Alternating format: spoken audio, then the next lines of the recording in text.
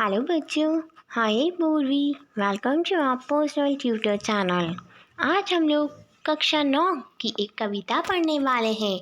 मेघ आए। मेघ यानी बादल। मेघ आए बड़े बन-ठन के सवर के, आगे आगे नाचती गाती बयार चली। दरवाजे खिड़कियां खुलने लगी गली गली, पाहुन ज्यों आए हो गाँव में शहर के। मेघ आए बड़े बन ठन के सवर के, यानी मेघ बादल बड़े बन ठन के बहुत सवर कर बहुत अच्छे से आ गए हैं। आगे उनकी आगे आगे हवा चलती आ रही है। दरवाजे खिड़कियां खुलने लगी, सारे गली मोहल्लों की सारी दरवाजे खिड़कियां खुलने लगी है। बहू जो आए हो गांव में शहर के। कवि कहते हैं कि वो पवन, वो हवा जो कि गांव में आई है शहर से। मेघ आए हैं बड़े बन ठन के सवर के। पेड़ झुक झाँकने लगे गर्दन उचकाए, आंधी चली धूल भागी घाघरा उठाए। बाकी चितवन उठा नदी ठिकनी घूंघट सर के, मेघ आए बड़े बन ठन के सवर के। कवि कहता है कि पेड़ झुकने लगे हैं, इतनी तेज हवा चल रही है कि पेड़ की गर्दनें झुकने लगी है। आंधी इतनी तेज चल रही है कि सारी धूल मिट्टी घरों में जा रही है। बाकी नदियाँ ठिठकती है, मतलब नदी भी उफान में आ गई है।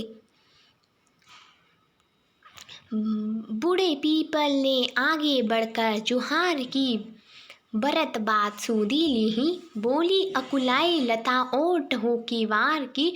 हरसाया तालाया पानी परात भर के, मेघ आए बड़े बन ठन के सवर के।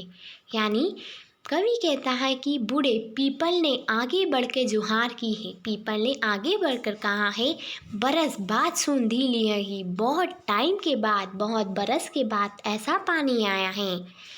बोली अकुलाई लता ओठ हो किवार की, हर साया ताल लाया पानी परात भर के। बोलता है कि पानी इतना आ रहा है कि जैसे कि लग रहा है कि परात भरकर पानी आया है।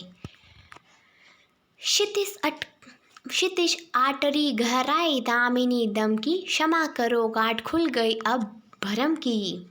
बांध टूटा झरझर मिलन के अशुडर के, मेघ आए बड़े बन ठन के सवर के।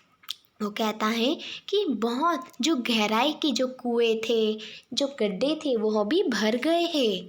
क्षमा करो गांठ खुल गई अब भ्रम की, हमारे भ्रम की जो गांठ थी, जो हमने सोचा था कि ऐसा नहीं होगा, उस भ्रम की गांठें भी अब टूट गई है। बांध टूटा झरझर मिला के आंसू ढर के, अब हमारे जो मन में था वो भी आंसू बनकर निकल चला है। मेघ आए बड़े बन ठन के सवर कर। पहला प्रश्न है, बादलों के आने पर प्रकृति में जिन गतिशील क्रियाओं को कवि ने चित्रित किया है उन्हें लिखिए।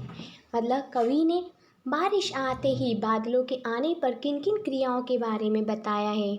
दूसरा है, निम्नलिखित किसके प्रतीक है। धूल, पेड़, नदी, लता, ताल। तीसरा है, लता ने बादल रूपी मेहमान को किस तरह देखा और क्यों। चौथा, भाव स्पष्ट कीजिए। क्षमा करो गांठ खुल गई अब भ्रम की। बाकी चितवन उठ नदी ठिठकी घूंघट सर के। पांचवा है, मेघ रूपी मेहमान के आने से वातावरण में क्या परिवर्तन हुआ है। छठा, मेघों के लिए बन ठन के सवर के आने की बात क्यों कह गई है। सातवां, कविता में आए मानवीयकरण तथा रूपक अलंकार के उदाहरण खोज कर लिखिए। आठवां, कविता में जिन रीतियों रिवाजों की मार्मिक चित्रण हुआ है उनका वर्णन कीजिए। नौवां, कविता में कवि ने आकाश में बादल और गांव में मेहमान यानी दामाद के आने का जो रोचक वर्णन किया है उसे लिखिए। काव्य सौंदर्य लिखिए।